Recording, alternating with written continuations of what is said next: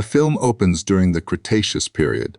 Several creatures prey upon the smaller animals, before a T-Rex goes after the little but deadly dino predators called snappers.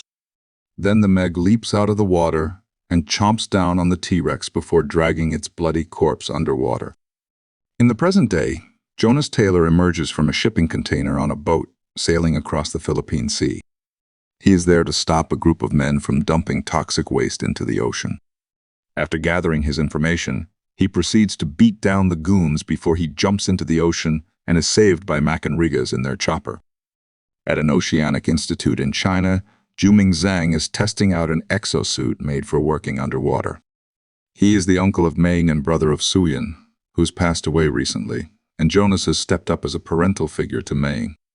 They attend an event for the institute, headed by Juming's business partner, Hilary Driscoll, Sienna Gillory. Juming pays tribute to Suyin and their father and vows to continue ocean-based research in their honor. Juming then presents Haiki, a captured megalodon that appears to respond to his commands.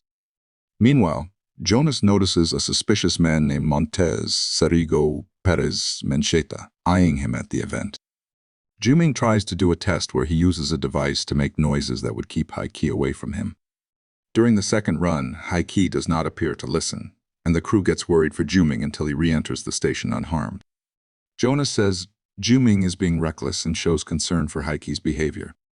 When the crew leaves her unattended, Haiki ends up breaking through the vents and swims into open waters.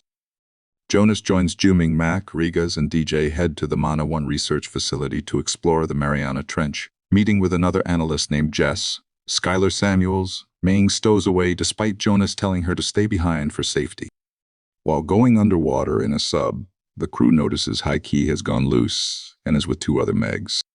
Meanwhile, Montez is leading a mineral farming operation before noticing the Mana 1 crew nearby. He blows the whole thing up, killing his own crew and causing the other sub to crash. Montez then reports to Driscoll, his boss, who tells him they need to prevent the Mana 1 crew from finding their work at the station. After everyone picks themselves up, Mac, still at the station, determines that the sub was sabotaged. The crew exits the sub using the exosuits with limited oxygen to make it to the nearby station. One crew member, Lance Felix Mayer, gets killed after being pulled away by underwater creatures, while another one, Sal, Kiran Sonia Soar, gets chomped up by a Meg after pushing a fellow crew member away. As they arrive at the station, one other crew member, Curtis, Whoopi Van Ram, has her suit implode before the water is drained since her helmet cracked. The crew then begins to look through the station to find a way to call for help. They turn on a video monitor and contact the station, where they learn that Jess is part of Driscoll's team and has betrayed the others. She releases the escape pods they needed and orders Rigas to shoot Jonas so that at least Meng can return, but Rigas cannot bring herself to do so. Driscoll then speaks to the crew and reveals she is planning to steal Juming's technology for their operation.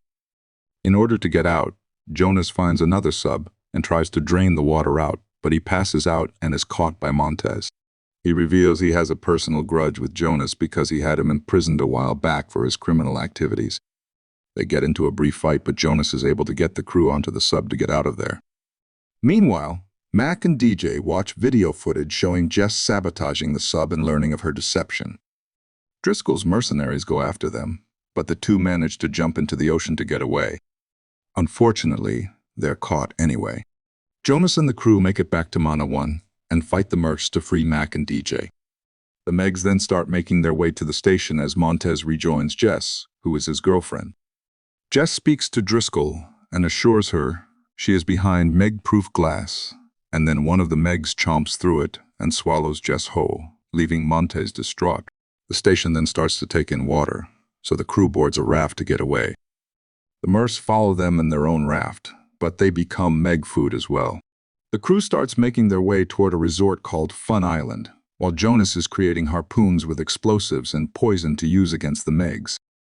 Montez then starts going after the crew with the remaining mercs. Nearby, a boat with other tourists gets pulled into the water by a giant squid.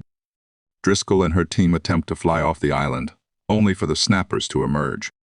One of them drags Driscoll away to her death, while some of the other mercs have unfortunate encounters with them as well.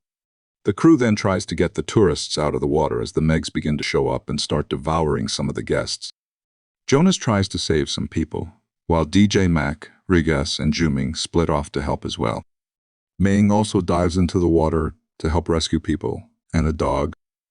The four encounter the remaining mercs, who hold them at gunpoint until Mach gets DJ to open a door, allowing the snappers to come in and eat them so that they can run away. Mac and Juming find Driscoll's chopper and start to make their way out, setting the snappers on fire as they charge toward them after spraying them with jet fuel. Jonas is able to kill one Meg by jamming the explosive harpoon into its face, but before he can go after the next one, Montez goes after him. They get into another brief fight before Jonas kicks Montez into the ocean just as the Meg leaps out and eats him. The squid then causes havoc on the resort and kills more people before Juming creates a bomb and jams it into the squid's side. Aiki then swims in and kills the squid. The last Meg goes after Jonas after he draws attention to it, and he uses a broken chopper blade to impale the Meg through the mouth. Jonas, Mac, and Juming get in the water to swim back to land, but Haiki starts coming their way. Juming uses his device to get her to swim around them and turn around. He thinks she really does listen to him, but Jonas suggests she's following dolphins. The three get back to the beach with Rigas, Ming, and DJ. Juming suggests that Haiki got out of her enclosure because it was mating season and she might be pregnant. Jonas says it's better not to think about it while they sit to have drinks and enjoy their survival.